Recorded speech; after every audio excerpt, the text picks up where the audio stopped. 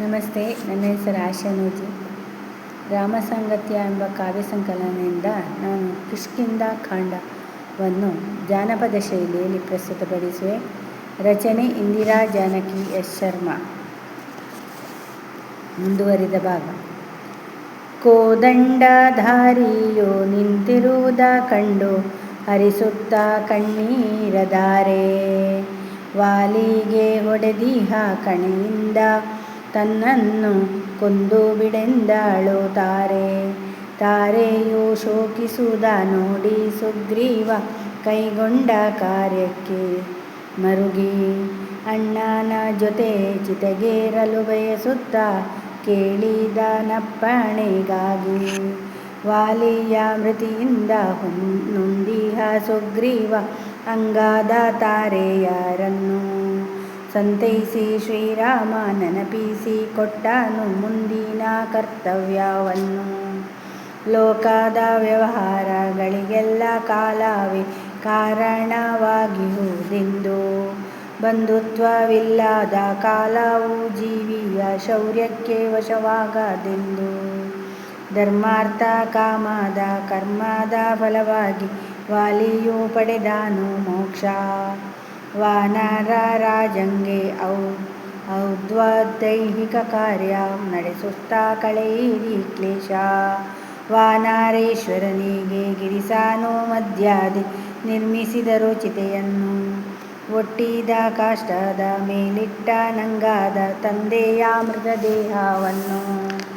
ಕಾಲಧರ್ಮಕ್ಕನುಸಾರ ಅಗ್ನಿಯನ್ನಿಕ್ಕುತ್ತ ಗೈದ ಪೈತೃಕರ್ಮವನ್ನು, ಸುಗ್ರೀವ ತಾರೆಯರೊಡಗೂಡಿ ವಾಲಿಗೆ ಕೊಟ್ಟನು ಜಲತರ್ಪಣವನ್ನು.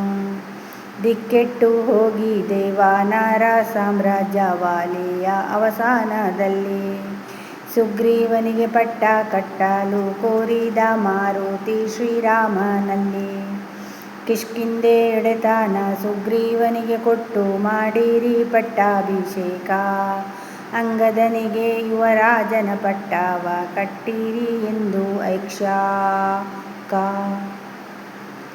ರಾಮನಪ್ಪಣೆಯಂತೆ ಅಭಿಷೇಕ ಗೈದರು ಕಪಿವೀರರೆಲ್ಲರೂ ಕೂಡಿ, ಅಭಿಷಿಕ್ತನಾಗುತ್ತ ಸುಗ್ರೀವ ಗದ್ದುಗೆ ಏರಿದ ರುಮೆಯೊಡಗೂಡಿ.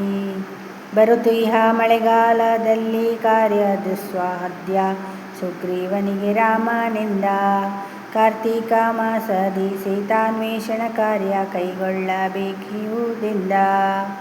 ಕಪಿಗಳ ಬೀಳ್ಕೊಟ್ಟು ರಾಮನ ಹೊರಟನು ಪ್ರಸ್ತಾವನಾಚಲದೆಡೆಗೆ, ಗಿರಿಶೃಂಗದಲ್ಲಿ ವಾಸ ಮಾಡಲು ಸೌಮಿತ್ರಿ ಅನುವರ್ತಿಯಾದನು ಜೊತೆಗೆ.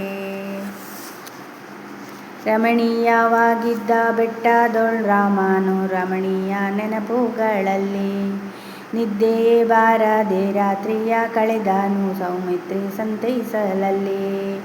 ಜಲರಾಶಿಯನ್ನು ಬಾಂಧಳವಿತ್ತೆತ್ತಳೆ ಗಂದು ವರ್ಷರ್ತು ಕಾಲಿಡಲಲ್ಲಿ, ಖಡ್ಗಾಲನದಬ್ಬರ ನೋಡಿದ ಶ್ರೀರಾಮ ತಮ್ಮನ ಜೊತೆಗೂಡುತ್ತಲ್ಲಿ. ಗಗನದಂಗಣದಲ್ಲಿ ಕರಿಮೋಡ ದಟ್ಟೈಸಿ ಕೋರೈಸಿದವು ಮಿಂಚು ಸಿಡಿಲು, ವೃಷ್ಟಿಯ ಧಾರೆಗೆ ತಾಪವು ತಣಿಯಲು ಚಿಗುರಿತು ಭೂದೇವಿ ಮಡಿಲು.